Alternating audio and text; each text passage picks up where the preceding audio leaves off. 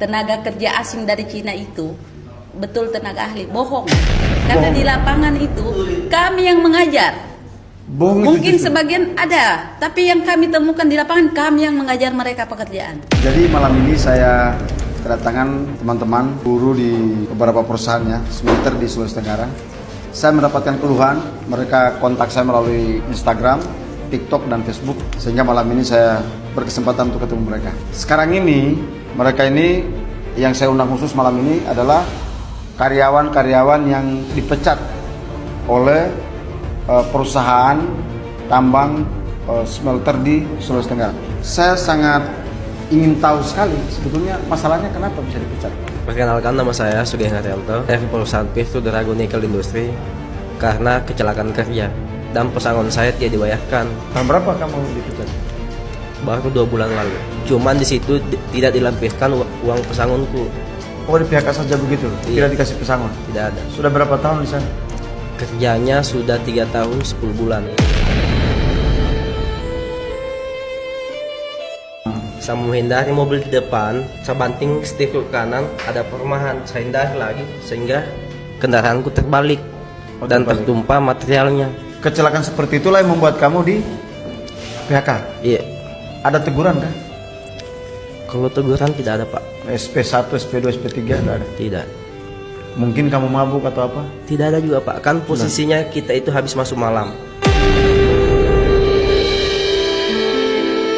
Bagaimana dengan Depnaker? Belum ada tanggapan, Pak. Luar tanggapan. Kamu ada laporan di Depnaker tidak? Sudah saya pakai pendamping juga sudah, Pak. Sudah? Iya. Tapi belum ada respon? Belum. Nah, ini keterlaluan ini. Memang perusahaan itu harusnya jangan sewenang-wenang seperti itu. Jadi orang kecelakaan seperti itu kan harusnya ada teguran dulu. Kemudian kondisi jalannya mungkin kan kondisi jalan kan tanggung jawab perusahaan toh. Iya, betul itu, Pak. Jalanannya bagaimana? Jalan perusahaan yang dibangun perusahaan gimana jalannya? Kalau jalannya perusahaan, Pak, hanya pengerasan saja. Pengerasan? Iya. Tiba hujan berlubang lagi kembali. Oh, kalau... Ibu apa masalahnya? Kok bisa dipecat? Saya naik orasi menyampaikan aspirasi dan mewakili pekerja perempuan yang bekerja di PT OSS maupun PT PDNI untuk menyampaikan keluh kesah kami pada saat aksi demo itu. Saya yang naik orasi untuk mewakili itu. Dan setelah dari situ ternyata besoknya sudah langsung saya Dipecat? ada surat pengembalian HRD. Waduh. Tanpa ada surat peringatan sebelumnya, peringatan 1, 2 ataupun 3. Tidak ada. Langsung. Itu kenapa? Karena ada oknum yang melaporkan video orasi saya kepada atasan Cina selaku ini HOD pimpinan divisi, melaporkan bahwa yang orasi itu anggota dari smelter 3 IMP 3 anak CR-nya HOD ini. Sudah setelah ditahu bahwa itu saya, langsung tanpa saya ketahui siapa yang mengirim, siapa yang melaporkan, langsung Tapi besok. apa yang kamu perjuangkan? Yang saya perjuangkan salah satunya gaji pokok yang tidak merata. Dalam hal ini Presiden sudah menetapkan 6,5% kenaikan upah, sedangkan yang terjadi di lapangan yang kami alami, termasuk saya pribadi yang kerja sejak 2020 sampai 2025 cuma naik 90.000. Sedangkan kalau diuangkan itu 6,5%, 100.000 lebih lah. Aduh. Dan itu bukan hanya saya yang alami, keseluruhan, terkecuali orang-orang yang punya jabatan di dalam perusahaan. Tapi kalau kami untuk kru biasa itu bervariasi, ada yang naik 10.000, 40.000, 50.000, tidak merata. Sedangkan yang saya ketahui namanya gaji pokok kenaikan itu harusnya merata, tanpa pandang bulu, tanpa pandang divisi. Tapi yang terjadi di lapangan ya itulah. Makanya saya berani bersuara. Jadi gara-gara kamu bersuara berkaitan dengan kebijakan presiden itu, akhirnya kamu dipecat. Ya, ada lagi, Pak. Saya menyuarakan bahwa kenapa ada kesenjangan antara pihak tenaga kerja asing dalam hal ini orang Cina dengan karyawan Indonesia. Mengapa Karyawan Cina mereka disediakan mes, disediakan bus untuk antar jemput dari tempat kerja sampai pulang kerja, diberikan makan 3 kali sehari, di tempat kerja diantarkan, pulang juga diantarkan. Sedangkan kami buruh lokal Indonesia tidak mendapatkan itu, tidak mendapatkan tempat tinggal yang disediakan perusahaan, tidak disediakan juga mobilisasi untuk kami berangkat dan pulang pergi kerja, makanan juga begitu. Ya mereka memberikan kami uang makan, tapi sebanyak 17.500 dan itu saya pribadi tidak cukup. Apalagi teman-teman yang kerja di smelter yang menggunakan otot. Otomatis dia butuh tenaga yang lebih besar dengan uang makan yang lebih besar. Orang Cina diberikan tempat tinggal, mes, pasti kendaraan antar jemput.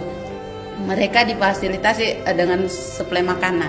Sedangkan kami tidak diberikan tempat tinggal, tidak diberikan tunjangan perumahan, tidak diberikan tunjangan transportasi. Kalau motor kami rusak, tidak datang Alpa. Terus kami juga uang makannya sangat minim sekali. Dari tahun 2020 sampai 2025 uang makan kami itu hanya 17.500. Sedangkan kita sudah tahu sekarang harga pokok apa-apapun itu naik. Oke, saya mau tanya. Apakah ada perbedaan jabatan kalian sama pekerja Cina dan pekerja, jangan sampai mungkin mereka pekerja profesional atau apa gitu? Yang saya temukan di lapangan, Pak, jujur saja saya kaget juga. Ternyata sebagian besar dari yang dibilang dulu tanda kutip tenaga ahli itu bohong. Kenapa? Setelah di lapangan itu banyak kami temukan bahwa orang Indonesia yang mengajar orang Cina yang datang itu, bukan orang Cina yang datang ajar Indonesia untuk pekerjaan hal-hal yang dalam hal ini tenaga ahli. Bukan. Sama juga dengan orang Cina di ruangan kami. Mereka bahkan ada yang tamatan SMP. Tidak tahu apa-apa? Tidak tahu apa-apa, kami yang mengajar. Kami yang mengajarkan dia pekerjaan di dalam ruangan kami. Nah setelah dia tahu, kami diinjak-injak. Aduh parah. Tidak semua tenaga kerja asing dari Cina itu betul tenaga ahli, bohong. Karena Bohong. di lapangan itu kami yang mengajar. Bohong itu Mungkin justru. sebagian ada, tapi yang kami temukan di lapangan kami yang mengajar mereka pekerjaan. Waduh. Yakin ini? Yakin karena saya sendiri mengajar dan orang yang saya pernah ajar malah dia yang SP saya.